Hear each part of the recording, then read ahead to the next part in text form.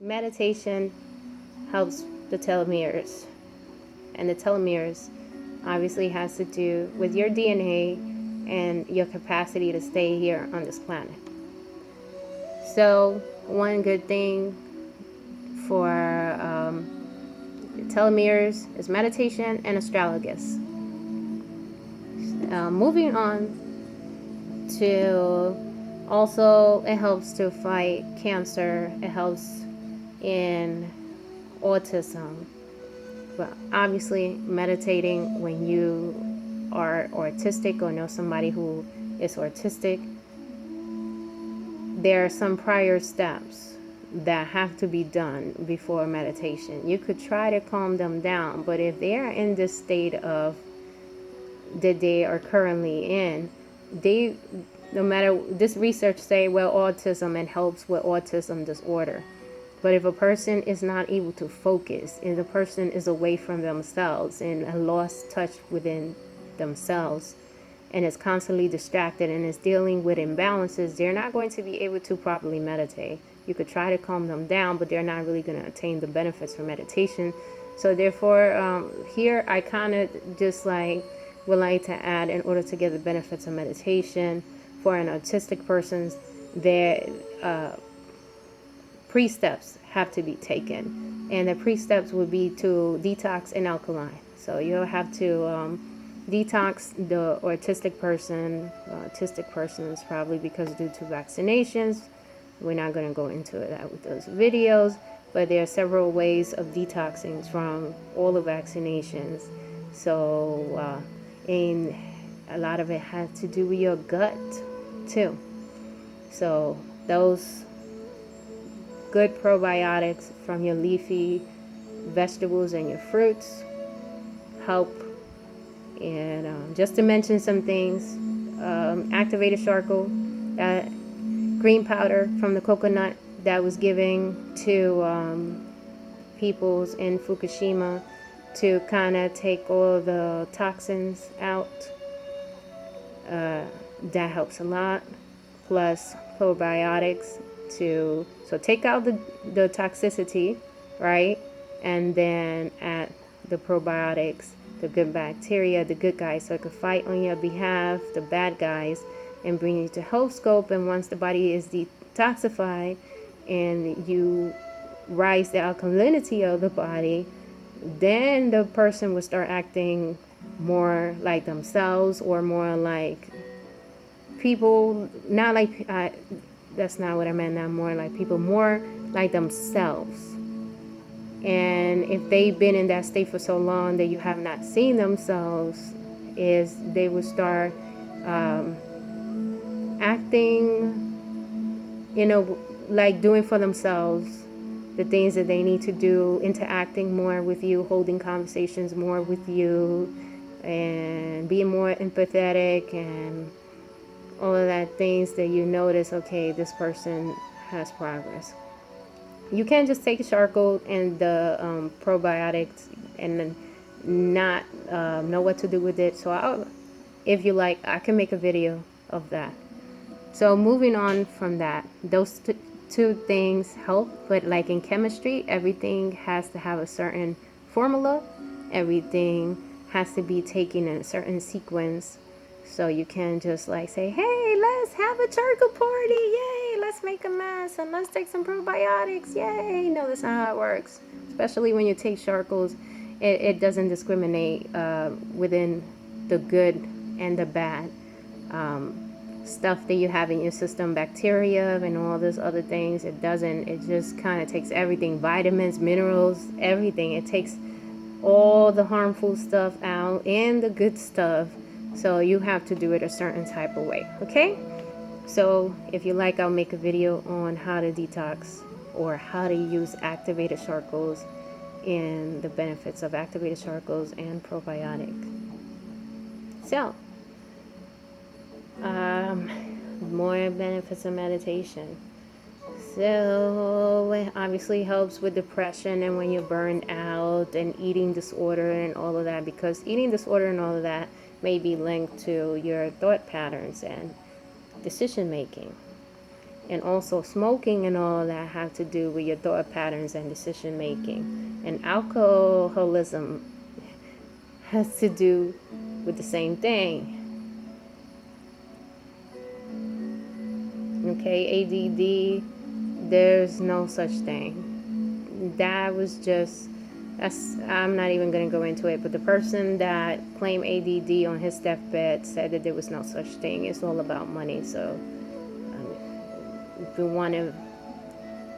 if you like to expand on ADD subject, I'll be more than happy to expand on another video, because this video is so long about meditation. Okay, so Harvard Health recommends meditation. They said they recommend meditation. Okay, well, we don't need Harvard to recommend meditation to know that meditation is good for us. Okay, so those are some benefits of meditations, and just let me see. So it increases blood flow and slows down the heart rate, increases clarity, peacefulness, relaxation, and leads to a deeper level of relaxation. Good for people that have high blood pressure.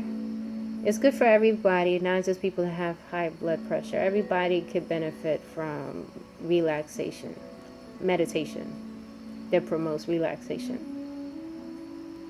It reduces anxiety and panic attacks. It decreases muscle tensions as well. It helps with chronic diseases like arthritis and allergies and other chronic diseases that you may think of. It reduces pain during menses. I know men don't want to hear it, like la la la la la. I don't blame you. But if you're a good man, you want to know what's happening with your lady. So because you two are one, so you will want to know how her system works, at least a basic, and to see if there's anything that you could do to help her during that time, or just to know, because you are part of each other. And just the other way around too, you want her to also be involved on the things that you like or go through as well, because you're supposed to be there to enhance each other's lives. So Menses stuff, no matter what anybody tells you, there is no such evidence back in the days in chemists of that. In fact, the more people eat a raw food diet minus chocolate, I don't know why chocolate, if you eat a raw food diet and have chocolate, that causes some people to have some women to have their menses. But there are, even till today, women that live a raw food diet, completely raw, not cooked. So fruits, vegetables, and nuts and water, completely raw, never cooked, never have chocolate. They don't have their menses, and they're fertile, and they have children. There are people like that. And of course there are some people that are raw, and they reduce the amount of days that they get their menses, or the amount of months that they get their menses, and they're healthy. So, and they're more fertile than most people. So I'm not going to expand on that. We could easily get evidence on how consuming a cleaner fruits and veggies diet is beneficial. I highly recommend a raw food diet. However, I don't think, in my opinion, I don't think that you should do 100% raw. I think that it should be 80% fruits and vegetables, and you should be allowed to have some organic rice and some cooked foods that are good for you. Definitely no meats, There's a doctors that has numerous studies, verifiable evidence that shows that humans are herbivore. All right. So anyway, our body is designed to consume fruits, vegetables, nuts, and grains. We just, with the grains, it's kind of funny. We have to prepare it a certain way. If not, it has certain acid that is bad for your teeth and doesn't allow you to properly absorb, take in. I can't say it today. Take in the vitamins and nutrients that you get from your food or in your supplements, because it has a certain type of acid with the grains. But raw foodies know how to prepare it. They clean their fruits and they clean their grains. They clean their grains and they soak their grains overnight or a duration period of time, and they remove that acid. Because when I took a raw foodies class back in the days, I soaked some cashews and some almonds, and the almonds grew. They were so cute, and you could peel it from the skin. But the most important part is that when you soak the almond and the cashews, do it yourself, soak it in just water overnight, you will see that it has this oily stuff on the top when you soak it overnight.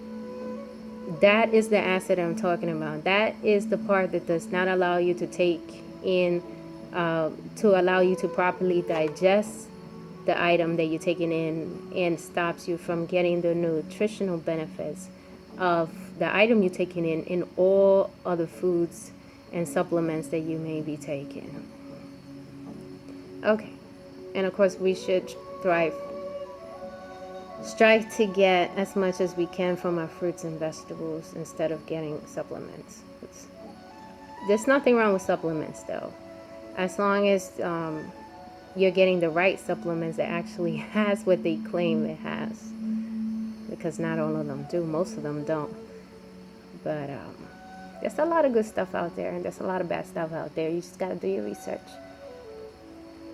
So it reduces anxiety, it decreases muscle tensions, it helps with chronic disease, it helps with menses, it helps to speed healing, enhances the immune system, reduces activities of viruses and emotional distress, enhances energy, strength, and vitality, and it can also help with weight loss. Obviously, this meditating is not going to help you lose weight if you just meditating. It just helps to decrease the anxiety and the stress so that you could be more focused and clear, and then hopefully do some exercise of your choice. It reduces free radicals, and that's important because that means less tissue damage. Higher skin resistance. So it drops down the cholesterol level, so it could decrease the cholesterol level so that it lowers down the cardiovascular disease, improves flow of air into your lungs. It gives love to your lungs. Meditation gives love to your lungs. How they give love to your lungs? Because you breathing in, expanding, and breathing out, expanding.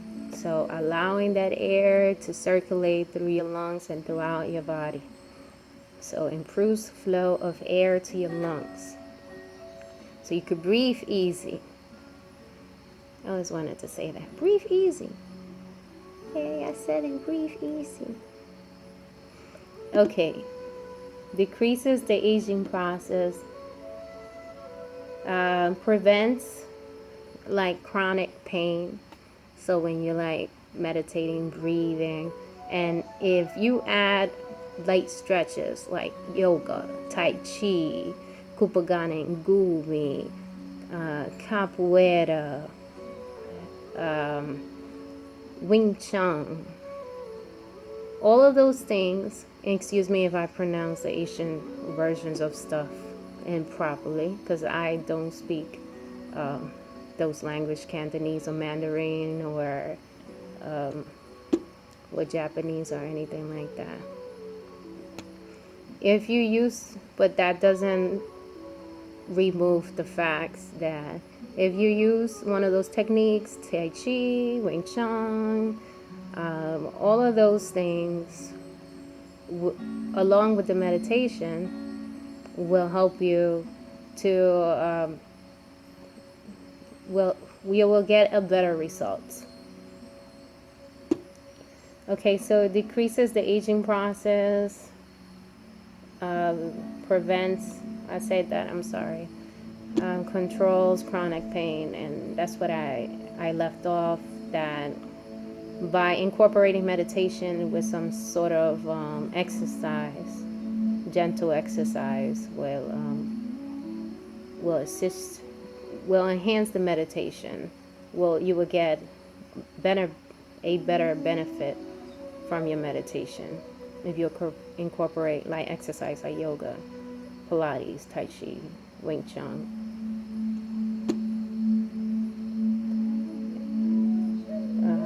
It could also help you with headaches and migraines. Helps you with brain functions. Reduces the need to run to the doctor and medical care. You use less energy wasted, and you will be more inclined, will have a more positive outlook, and are more likely to want to do activities like sports, and it can significantly relieve asthma. So I know this for a fact, and when you have an asthma attack and you feel like you can't breathe and you're gasping for air, that means that I know this sounds weird, this means that you're breathing too much. It may seem like for a person that's having an asthma attack, like you are barely breathing, you're struggling to breathe, you feel like you're not getting enough air, but in reality you are breathing too much. And when you're having an asthma attack, it helps if you could control your breath and just like, instead of just going like that, just try slowly, little by little, just breathing in as much as you can and hold it and breathe out. And that actually helps. It helps a lot, along with non-GMO vitamin C. It helps a lot. I know, because I had asthma for 28 years and it was pretty bad since the age of 1. And so curing my asthma naturally, it has made a world of a difference. Once in a while, it doesn't mean that it's completely gone. Once in a blue, it does show up, but I know what to do. So I feel much better, because I used to rely on the inhaler. I used to use that inhaler every single day, sometimes even 3 times a day. That stuff wouldn't work. I would have to run to the emergency room. It's ridiculous. Since the age of 1 up to 28 years old, I'm so glad that it's done. And when it does come up, it's rare. And when it does come up, I know what to do. I know how to treat it naturally. I don't have to run to the doctor. And that's not to say that if you have an emergency, you should not go to the doctor. If you have an emergency, go to the doctor. I don't advocate for doctors, especially Western doctors. I deal more with natural medicines and natural healing and energy work and shamans and things of that nature. But if you have an emergency, yeah, definitely go to the doctor. All right. So let's see. Improve performance in athletic events. It normalizes, it harmonizes your endocrine system, relaxes our nervous system. It helps making better choices, sorry. And it helps with people also that may experience infertility, because a lot of times infertility has to do with stress. Some people clearly know that they're stressed, and some people have no idea that they are stressed, because stress show in many different forms, and it affects your body, affects you. So meditation will help with infertility, because It just kind of, the stress of infertility can interfere with the release of the hormones that regulate ovulation. Helps building sexual energy and desire. Of course, breathing is something that happens when love is being made. So you meditate when love is being made. Okay. So physical benefits, it builds self-confidence. When you can be you, when you are stress-free, anxiety-free, you could just be you. So it helps to boost your self-confidence. So it increases serotonin levels, influence your mood and behavior, resolves phobia and fear. So it helps to keep the phobia and fear under control. Like I said, things are not going to disappear like magic.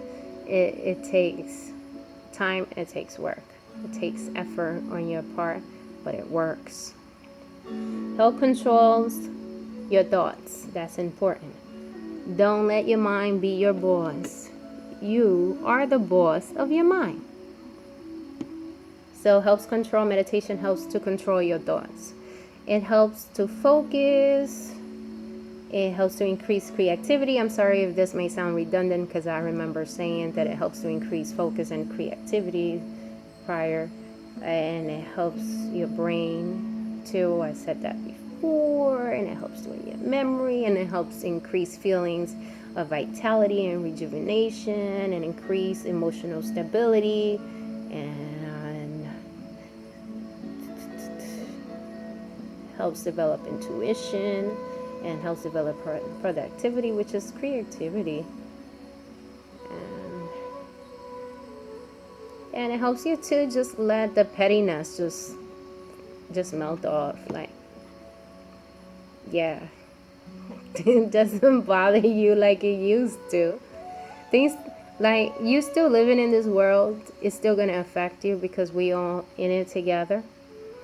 So, but certain pettiness is just okay. It just doesn't bother you the way it used to. And therefore it doesn't stress you the way it used to.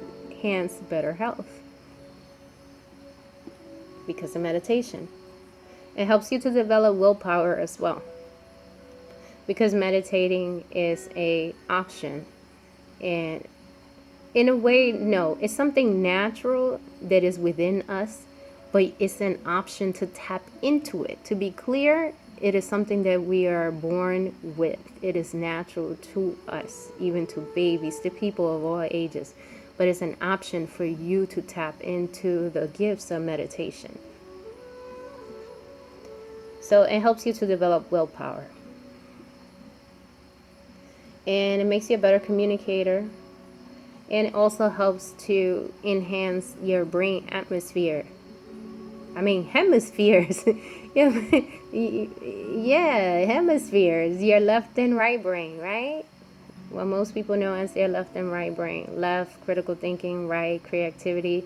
We're supposed to use both sides of our brain. Some people use more their left, some more their right, and some use both. I use both. There's tests and stuff that you could take online if you want to entertain yourself to see what part of the brain you use the most, to see if you use more your left or your right, or if you are balanced and you use both. So you could always Google it and get those tests. Moving on to scientific benefits of meditation. So it kind of purifies your character as well. It helps to purify your character. And you respond better to situations. You react more quickly and more effectively to stressful events and situations. It kind of increases your intuition too. And also increases your intelligence as well. Higher intelligence growth rate increases job satisfaction. better, more social behavior, less aggressive. It helps in quitting smoking and alcohol addiction. I know those addictions are difficult to overcome if you see it that way, because it's all perspective. Some may see it as, okay, it's perspective, it's easy, it's just that you see it as difficult and that's why it doesn't happen, but it's quite easy. And it is, but I do know that some people may see it as difficult. But however, meditation does offer benefits to quitting smoking and alcohol addiction. But just meditating itself may not be sufficient for most people. So there's other things that you have to do with that person may have to do with that. Not you, because you're wonderful, right? You don't smoke, you don't drink, right? Eyes on you. Okay, so it reduces the need for you to take prescription drugs too, the dependency on any pharmaceutical drugs. You recover better. It also helps if you have issues falling asleep, depending of what sleep deprivation you may have, because some may have more sleep deprivation than others, especially now with the internet that keeps people up more. So increases the sense of responsibility. It reduces road rage, decreases restless thinking, and the tendency to worry, decreases the tendency to worry, increases listening skills and empathy. We could always use more people that are more empathetic and listen. Because usually when people listen, people are usually not listening for the like they listen just to see how the information applies to them. But it's nice when you meet people that are not talking over you and are really genuinely listening to what you have to say. I think that's pretty cool. And are actually empathetic. Not pathetic, but empathetic. I have an accent. It just pops out whenever it feels like it. It don't even warn me. It don't even say, hey, can I come out? No, it just kind of shows up. That happens when you speak, when you speak a few languages, they may just, ding, I'm a little accent, I'm here, don't judge me. And if you do, you're judging yourself. Okay, so greater tolerance. Meditation allows you to have greater tolerance, and it balances your personality. Everybody has different personalities. That's another cool thing. I need to make videos about the 9 types of personalities, and I think that's pretty cool. Very simple, pretty cool, based on psychology. They place people in 9 different categories, and those are 9 personality traits, and that's pretty cool. So maybe I'll make a video about that as well. And meditation helps you to develop emotional maturity and spiritual benefits, peace of mind and happiness, the pursuit of happiness. Isn't that what most people were pursuing? Pursuit of happiness. We all want to be happy and fulfilled. It helps you to discover your purpose. And you absolutely, if you have good intent, you absolutely deserve to be happy, to be fulfilled, to feel joy, to thrive, to be you, to shine. Increase self helps to grow wisdom. I feel with this video, we all got wiser. So long, because I care. It helps you to have a better understanding of others. So when you are calm and You're likely to be less judgmental, more empathetic, more caring. So it helps you to be more compassionate towards others.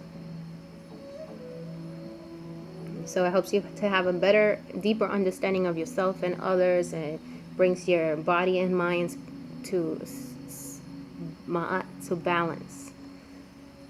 Ma'at is not a god or a goddess. A goddess, what people call, some people may call it goddess because we're using English.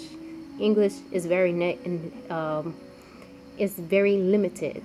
When we try to translate African languages, it's very difficult to be very precise and accurate with the translation when we are translating from our native African languages to the current English that we speak, to English, period. So you lose a lot of the essence, and may lose some of the essence and the meaning of the word and what it meant to our ancestors when you're translating from an African language into English or to any other European language. So you get the idea, but you don't get the full effect of it, because language also has energy, it's frequency, it's moving energy. And African languages offer that type of energies that we need. So if you only speak English, just and if you want to help your brain too, you may want to learn another language. That also helps to keep you younger, because it feeds your brain. Reading feeds your brain, prepares you for life. So learning another language, learning new information feeds your brain. So you may want to consider that. And if it's not for you, it's cool. Move on from that. Okay? I just want to share that. Okay, so meditation helps you to be more forgiving, to have a better attitude towards life, to attain, some people may say it helps you to obtain enlightenment, assuming that you're not already enlightened and have forgotten who you are. So, deeper understanding of yourself and others, bringing body and mind, spirit in harmony, deeper level of spiritual relaxation, increases acceptance of others, helps learn forgiveness, changes attitude towards life, increases a deeper relationship with nature, what people call God. I don't like to use that word. Even though I speak English, words have energy. Not only do they have a meaning, they have energy. And I don't like to use that word, and that's my preference. So I like to keep it as close as I can, even though I'm using English